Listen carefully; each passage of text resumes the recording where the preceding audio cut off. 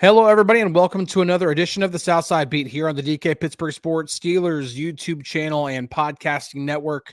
Chris Halicke, Matt Williamson. We are back talking NFL schedule. Matt, how you doing? First off, how you doing? I'm great. How are you? Wonderful weather out there. It has a little summer feel to it. Won't be long before we're in this robe. Oh man, yeah, you're not kidding.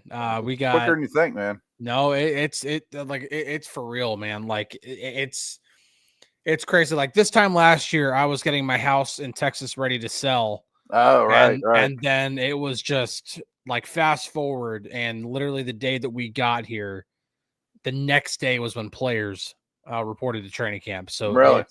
it's gonna be here before we know it. I know like OTAs are still a couple of weeks away, but man, I'm telling you, OTAs are gonna come and they're gonna go. Minicamp's gonna come and it's gonna go. And then all of a sudden, by that point, it's mid-June. It'll be a few days away from Father's Day. Yeah, right. So, yeah. But not much news usually drops in May relative to maybe March or April, given free agency and the draft. But in May, we do get the NFL schedule, which came out last night. Those folks at the NFL offices are pretty good about, not giving us any downtime. They can get a little quiet, and then they get like a whole week's worth out of content just from dropping the schedule. They're pretty smart. Yeah, like it's funny because like when you have like conversations with reporters that cover other sports, football constantly gets looked at as like, oh, it's the easiest sport to cover because, it's the fewest number of games and it's the longest off season. But I'm like, man, the off season might be long, but it's jam-packed with their stuff. We have like 1 month where that's true downtime. Right. Like true. And that's the gap between minicamp and training camp. End of June into July, Yeah. And then, but the rest of the time, like even when, if your team doesn't make the playoffs, obviously, you have a little bit more breathing room, but you're still, writing all the stuff that happened at the end of the season. You're looking forward to, okay, what are the situations in, going to be in free agency and the draft and so on and so forth. So there's a number of things to talk about until the season actually ends. Then you start getting into coach hirings, firings. The offseason never stops. It really never stops. And then once the draft, once the combine comes, it's over. Like you're from the combine to mini camp. It seems like it's nonstop. Yep, 100%. And I love it, but it can wear you out a little bit too. It can. I remember like really quick, just before we get into the schedule stuff. I remember we got done with draft coverage. And I'm sitting there at home at the end of the night. We just got done writing everything that we wanted to write on all the players, all the content's done. And I really just sat down and wrote a couple of paragraphs and put it on our site and just thanking everybody for following along, because the work that goes into covering just the draft itself. Oh yeah. Is insane. You can never stop. You can always learn about another safety or another guard that's a 6th-round pick, right? Exactly. And then when you're trying to play, scout a little bit. Now, obviously, I don't have the background to do that, but you're still trying to learn as much as you can about all these players. Sure. And then you're also reporting on top of it. So you're talking with people, you're trying to learn information to try to report that information. And it's an overload, and it requires a lot of work. It requires going where the team goes, which is why we traveled to Mobile for the Senior Bowl, why we go to the Combine, why we even go to the owners' meetings, because even though that's not specifically draft related, you still learn some things, tons. Yeah. So it's an entire process that I say it's almost as much of a grind as the season is, but not it's not quite as much, but it's also very rewarding at the same time. So yeah, the season's a little more Groundhog Day. Like Tuesday, 7 a.m. I can tell you where I'm going to be for 18 weeks in a row, basically. You know what I mean? Yeah. It definitely feels like that for sure. Like you at least can get into more of a routine. It's just a lot of hours, at least for me. I know it's like 70 to 80 hours a week, easy. Easy during the season. So. All right, so really quick, first impressions of the Steelers' 2025 schedule. We knew who the opponents were going to be. We even knew where they were going to be. But when? like how it's laid out. And we really got a taste of how important that is last season when the Steelers had that 3 games in 11 days, that gauntlet of going to Philly, then 6 days later going to Baltimore, then 4 days later facing the Chiefs at home on Christmas. You spread those 3 games out, the schedule's not as daunting, but looking at this schedule, I really feel I almost want to use the word favorable.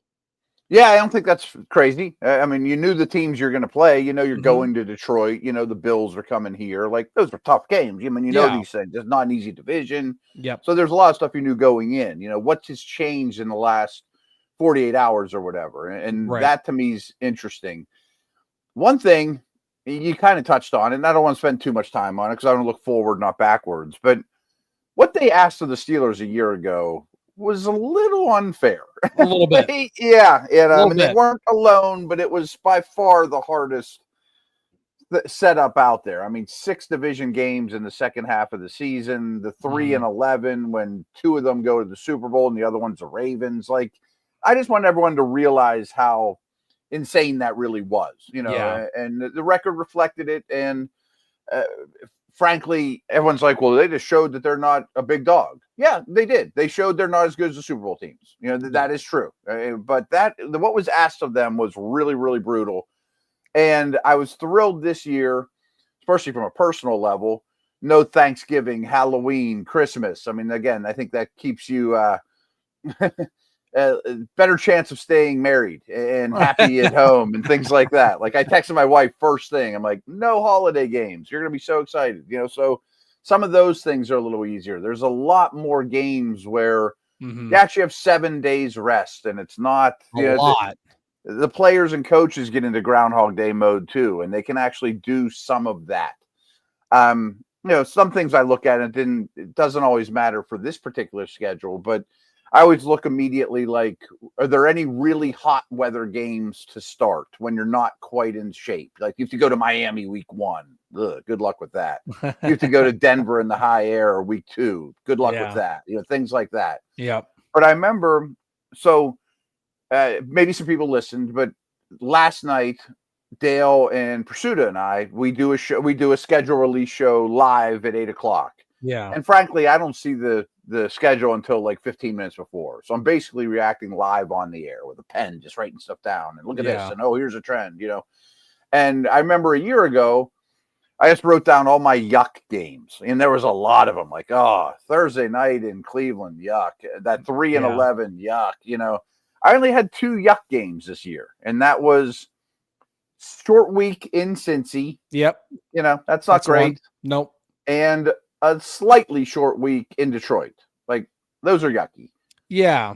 There are definitely a couple, but I think overall, when you look at the entire layout of the schedule, I definitely think it is more favorable for the Steelers. And Cody here says back end is tough again. We're going to get into it. I definitely think the back end is tougher than the front end of it, but we're going to dive more into it and after the break. And I don't want to discredit what the back end looks like, but after last year, it just seems like everything else looks so much easier compared to what they did last year, what they had to go through last year. Part of that is just who they're playing. We knew that they were playing the AFC East. Okay, so that means you're facing the Bills. Okay, right. You're facing a Patriots team that's going to be, when you talk about teams that are possibly those 1-year turnaround types, Patriots might be them. They might be, the Texans from a couple of years ago, the Commanders last year. They have a long way to go, but you've got the quarterback that you drafted high. You've got a brand new head coach. You've got a brand new offensive coordinator. You spent a lot of money in free agency. You drafted. It looks like you had a really good draft class. The Patriots look like, to me, a team that, I'm not saying they're going to go to the playoffs, but they're at least trending the right direction, where I think Miami's the opposite. The Texans in 2023, the Commanders in 2024, maybe not quite to those levels, but that jump where you didn't quite expect that high of a leap, Patriots could be a team like that. But then there are some teams like the Dolphins that still have so many holes. And And then the Browns, what's going on? Because they've got almost 2 teams worth of quarterbacks on their roster. Who's going to be that quarterback in that second game? I mean, exactly. They may have totally cashed it in and been on quarterback 4 by then, Right. So we're gonna break down the schedule here in just a minute.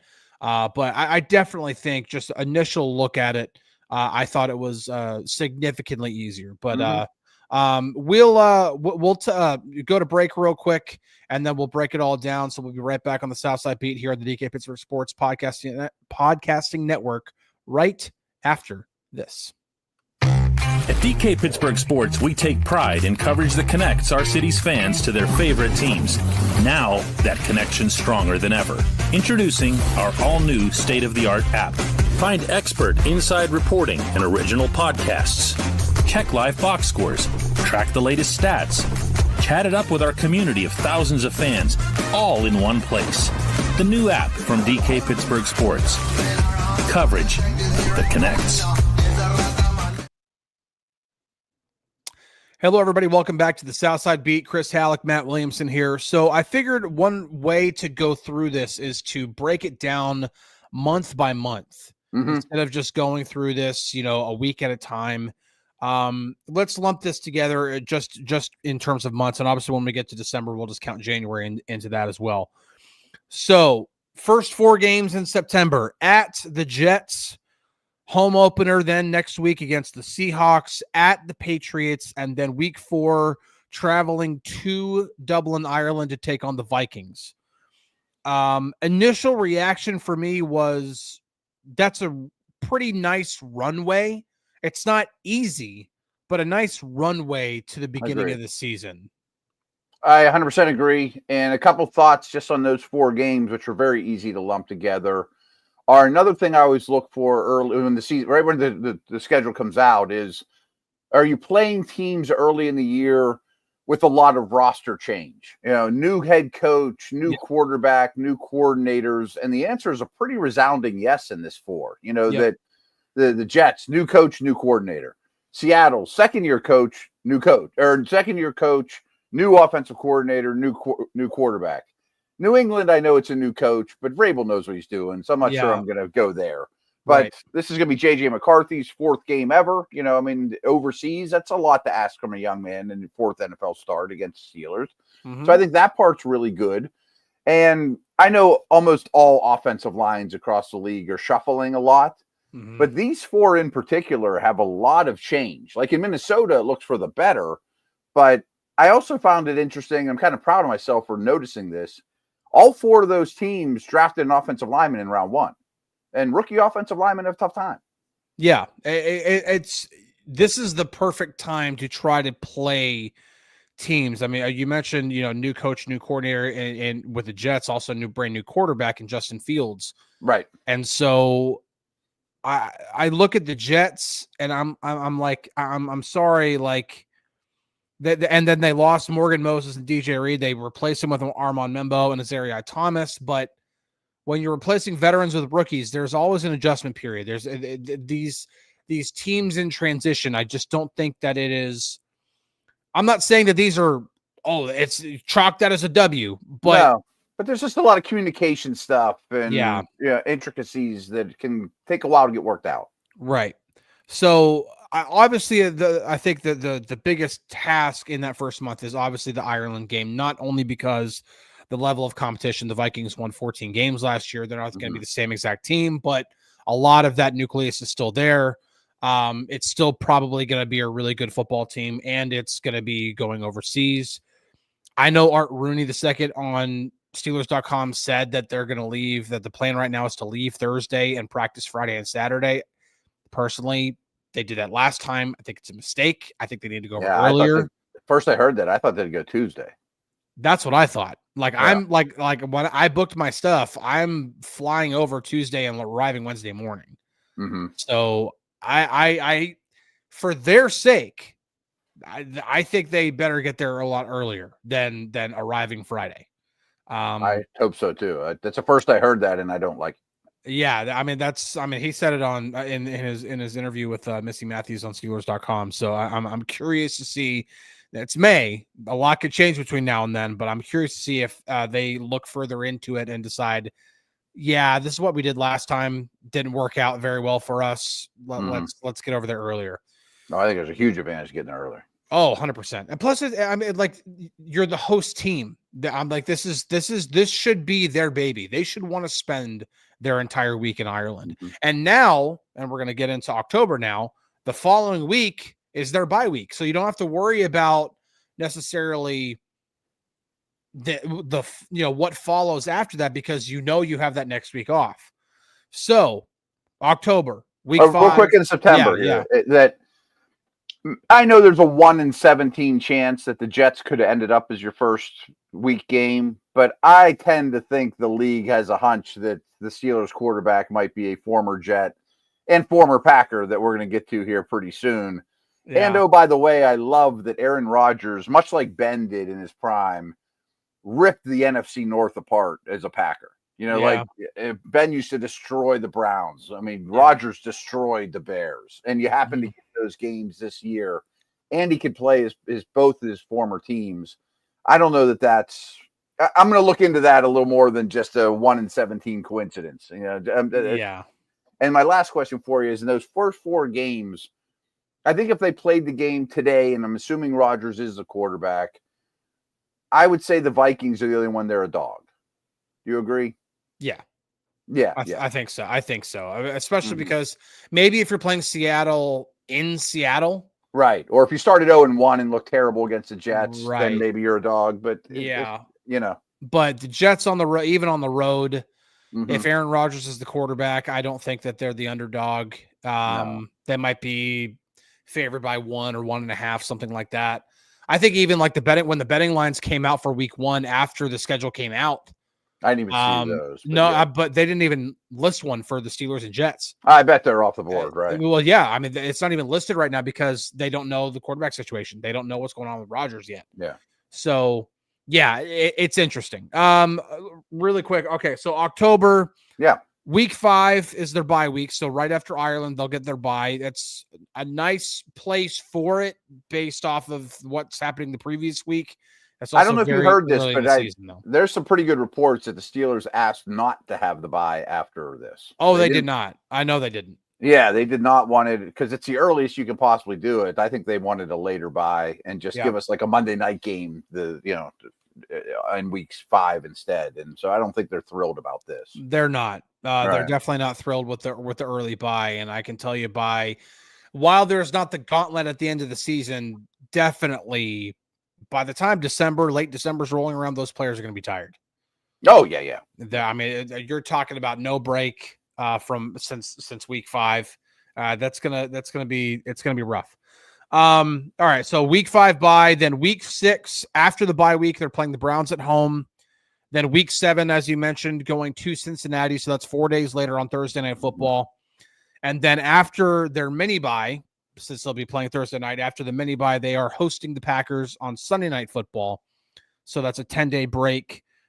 2 numbers to note for this group of games. Mike Tomlin's success. I don't have the exact number for on short weeks. I just know it's bad on short weeks. Yes. But his numbers on either coming off of a bye or a mini bye are phenomenal. Coming off of a bye, he is 14-4 as the head coach of the Steelers. Coming off of a bye week. Then coming off of a mini bye, he is 14-7. Wow. So Packers are a tough game, but it's a Sunday night game, so it's it's also at home, and it's coming off a mini bye, which again, Mike Tomlin teams. And last year they went 1-1, so they had 2 of those because they played Thursday in Cleveland, and then the following game, I don't remember which one it was, but they won it. And then the second time was whenever they played the Chiefs on Christmas, and then they closed the season out at home against Cincinnati. Then they lost that game. So they went 1-1 in terms of the mini buys after the mini buys last year, but still overall under Tomlin, they're 14-7 in those kind of games. So that might get, that's why, because when you just look at Packers alone, not knowing what's happening the week before or the week after, you might just say, hey, the Steelers don't have a chance. But if it's coming off a mini their bye, kind of game. Yeah. Mini bye, night game. Right. Yeah. Right. So hey, Rodgers against Packers here. I kind of like the Steelers' chances in that one. I'm stealing this from Dale Lawley, and the exact numbers will be in my podcast that go up tomorrow. Yeah. I don't have them in front of me. I had them on a sheet of paper, and I threw it away, actually. But Green Bay, I think, is 0-6 their last trips here, and Indy is terrible historically in Pittsburgh. Yeah. And some of those I put with a grain of salt, like, yeah, they weren't very good against Joe Green. Does that matter now? Yeah, but like when last year's schedule came out and it's like they're at Philly, anyone that's covered the team their whole life is like, oh, it's a loss. I don't care who's I never was tempted to put the Steelers as winning that game. Yep. From the moment the schedule came out, I never wavered. I'm like, that is an automatic loss. Yep. But there are 4 real strong historical trends. Green Bay's been really bad here lately. Colts have been really bad here lately. Mm-hmm. Steelers have been terrible in Chicago forever. And the Bills have been really bad in Pittsburgh. Yes. There are some interesting trends too. And strong ones. We'll get into that too with November, because November is week 9, home against the Colts. You mentioned the lack of success for the Colts in Pittsburgh. Much different in Indy. Yeah. Week 10 going all the way to LA for Sunday Night Football to take on the Chargers. That one's going to be a little rough because it's West Coast and it's prime time. So part's not great. Yeah, but I also think it's 60% Steeler fans in the building. Probably. Like the people that are complaining, oh, the Steelers lost a home game because of Dublin. You kind of got one back in LA. Yeah, it's true. Week 11 after that is home against the Bengals. So at least you have a home game after that. So you're not having to worry about having. What time do you get home after the Chargers game, though, is late. I mean, it's early in the morning. It's not late. It's early. Right.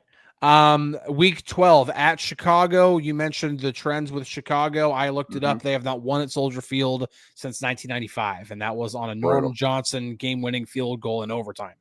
And that's the first away game I would start to really factor in weather too. Yes. Yeah, 100%. Now, I don't think the Bears are a formidable team just yet. I'm intrigued. I think they're going to be better than last year. Yeah. But am I ready to say, especially with the division that they're going to be playing in, that they are going to make a push for a playoff spot? I'm not quite there, but I think I like the direction the organization's going. Yes, I think they're definitely heading in a better direction for sure. And then closing out the month of November after that trip to Chicago is week 13 against the Bills at home. Which is, of course, going to be tough, but Of course. Now, historical trends, yes, the Bills typically don't play well in Pittsburgh. Those Bills teams also didn't always have, MVP Josh Allen. Right. So, and it's another thing I noted too was week 10, week 11, Herbert Burrow. Mm-hmm. Week 13, week 14, Allen Lamar. This is probably the closest you can get to a gauntlet of some kind, but I don't even necessarily call it that because you have some moments of reprieve in there. Yeah, there's 2 really awful back-to-back games. Bills at Ravens, but you're right. But I mean, you just I think Miami. I mean, I'm getting ahead of myself, but I think Miami here is really favorable for the Steelers. It is because you didn't have that. Yeah, they played Cleveland at home last year in December, like right before they went on that 3 games in a row. Mm-hmm. But it would be a lot different if that Eagles, Ravens, Chiefs run last year, if that Browns game was in between there somewhat. Right. It's completely, it changes everything about it. Because those other teams that did the 3-11 had that type of setup too. Yes. They didn't have to do them all bang, bang, bang, bang, bang. It's the best teams in the league. Yeah. I do think November will be a little bit more difficult. Again, you're going to the West Coast to take on the Chargers in a primetime game. Chargers are going to be a good team. They're going to make a push for a playoff spot in a loaded AFC. The Bears, I think if you were to play that game in Pittsburgh, I think the Steelers would be favored. Yeah. In Chicago, I'm a little skeptical. Doesn't have a great feel about it, right? No. It's just, again, now granted, we say they haven't won in Soldier Field since 1995. They've also played there, I think, twice. They don't say they don't do it too often either. Right. So right. I think the last 2 games they've played there since that win in 95 was The last game was, I think it was either 17 or 18 when they played at Soldier Field. It was the Ala Villanueva national anthem game. And then before that, I think it was 09. And Aaron Rodgers has won there since, right. But it just doesn't have a good feel to it. No. Sloppy field, windy, snowy, crappy, 13-9 Bears win, And maybe you feel better about it if Aaron Rodgers is the quarterback. Once he's actually in a Steelers uniform, and sure, maybe you feel better about it. I don't know. All right, December/January, final 5 games of the season, closing out kind of what you were talking about, that run that kind of begins with the Bills. Week 14 at Ravens. Then week 15, home against the Dolphins on Monday Night Football. So you get an extra day to rest up after the Ravens on the road. Yeah. Love that. But then on a short week with 1 day less rest, you have to go to Detroit to take on the Lions. Hate that. Yes. Week might 7 be the hardest game of the year. Yes. I even said that whenever I wrote about it on DKPittsburghSports.com. Week 17, though, after that, yeah, you're on the road, but you're playing the Browns. At least you're not playing the Browns in Cleveland on 4 nights or on 4 days rest like you have 2 of the last 3 seasons. I think they may have already made golf reservations, and I think Stefanski's a good coach, but I give him a 70% chance of still being the coach at that point, too. They might be on quarterback number 4. I just think that's going to be a long year for the Browns, and getting them at the end is great. Yeah. And then you close out the season at home against the Ravens. I think you're going to be resting starters. It's possible. You're going to be playing a divisional foe no matter what on the last week of the season. Right. So at least you want to be home. Right. It just so happens to be the best team in the division right now. Exactly. But you got to play them twice anyway. I mean, yeah, you got to play them twice. You'd like to not have to play them twice in 5 weeks. If you could split those, that'd be wonderful. And exactly. They have success against the Ravens. They typically do. Yeah. Right. But that Monday night game against the Dolphins, again, it's just you look at this, it's Ravens, Lions, and Ravens in the span of 5 weeks. But in between each of those, you have home against the Dolphins on Monday night in December, Miami in cold weather on the road. So, Chris, what I've been saying in the last 24 hours is if this was a Dolphins podcast, I'd be like, I hate that for us. Late, cold, Tomlin at night. Yeah. It's going to be nasty. Where's our season at that point? I don't like our chances, Yeah, it's not great. And then again, between, at Lions and home against the Ravens, it's at the Browns. And again, that's on a regular week. And the other thing we haven't really talked about on here, maybe we did, and I already forgot about it because my memory just gets worse as I get older. They have 1 Thursday night game and 1 Monday night game. Yeah, that's great. Everything else is on Sunday. Yeah. Maybe, just maybe that week 18 is one of the 2 Saturday games that the NFL does. Right. But even then, the rest of your games, barring any flexes to another Thursday night game, are all Sunday There's games. Some consistency there. There's some, right. That matters too. That matters too. I agree. Another thing that to take into account too, and this is pretty typical just because of where Pittsburgh is in the country, in terms of geography, despite having to go overseas to play in an international game, they are still going to have the 9th fewest miles traveled in the league. Yeah, right. So they're not It's really not that much different than going to Seattle. Right. From Pittsburgh. Right. It's like I forget the exact, if you were to actually fly direct from Pittsburgh to Dublin. Which they will. Yeah, well, they will. Right. I think it's 5 hours. It's a little longer than that. It's under 6, I think. Yeah, but either way, it's not. And I don't know if people know this. I just found this out recently that usually the teams pay for their travel. Some teams have their own private jet, some don't, blah, blah, blah. Some rent them, whatever. But for the overseas games, the NFL pays for them, and they give you the biggest, fastest, hugest, awesomest jet that's on the world. Everyone has their own row, and and you get there quicker. Yeah, I look at this schedule, and when you were looking at the opponents, first off, you're just like, man alive, when are they gonna it's the entire NFC North. The NFC North was the best division in football last year. Right. You're like, man, how is it going to be when you're playing those teams? And even one of those home games against one of those isn't even a home game. You're in Ireland. Mm-hmm. So you have to battle the logistics of international travel to play that game.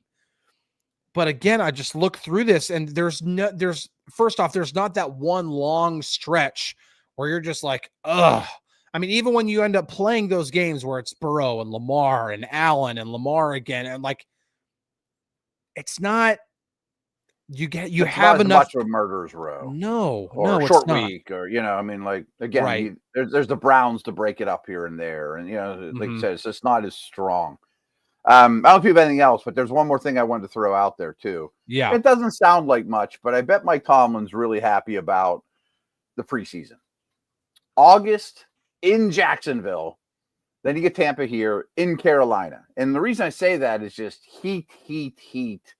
All the young guys, let's get them in condition. Let's beat them up. Let's get a real workout in the Jacksonville heat. You know, I kind of like that part. Like Cam Hayward's not going to be out there doing anything, but the young guys will, you know, and he'll get the most. I mean, he'll get them into shape.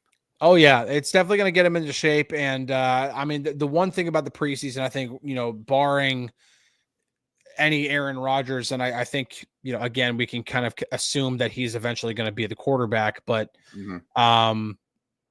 I don't think he should be playing almost. I mean, he's probably got to do something in preseason, maybe a series, right? But I think it's going to be the Will Howard preseason. Exactly. Will Howard has to probably play, I'd say, at least 75% of the snaps in preseason. Yep. That's great. That's what I want. That's what you want. You want your 6th round, because you want to get, even if you don't think that he'll actually turn into like a franchise quarterback or something along those lines, at least get him as much playing time as absolutely possible, so that by the time the season comes around and he's the number 3, he's the emergency quarterback every week. Like, you're not having to worry about him. Like, you at least got him some reps on the field, so he at least knows what it feels like to play in an NFL stadium. So Dale and I were asked this question today, and the way we handled the Howard situation is, I would love to leave the preseason thinking I'm comfortable that he can be my 2 in any given week. Because at some point, one of the guys ahead of him is probably going to get hurt. You know, like, I don't want to be, oh no, what if we have to go to our number 2 guy in week 10 because he's the 2? I'd like to be like, okay, I think I can live with it. You know, you don't want any quarterback injuries, but if you leave the preseason saying he might be fine as the 2 if Rudolph or Rodgers gets hurt, that's a win. Yes, and honestly, you know, I know I've talked about it on here. If Will Howard turns into Charlie Batch for his career, that's a win. Like Bruce Gajkowski. I mean, all those type of dudes, right? If he turns into a very reliable quarterback for a decade plus, you know, a backup quarterback. I mean, like a guy who can absolutely be a professional every time he takes the field, and he can run the offense within structure. Maybe not do too many things that are overly special, but give you a chance to win a football game when your starter's not out there. That's a win. You know, that's what Charlie Batch was.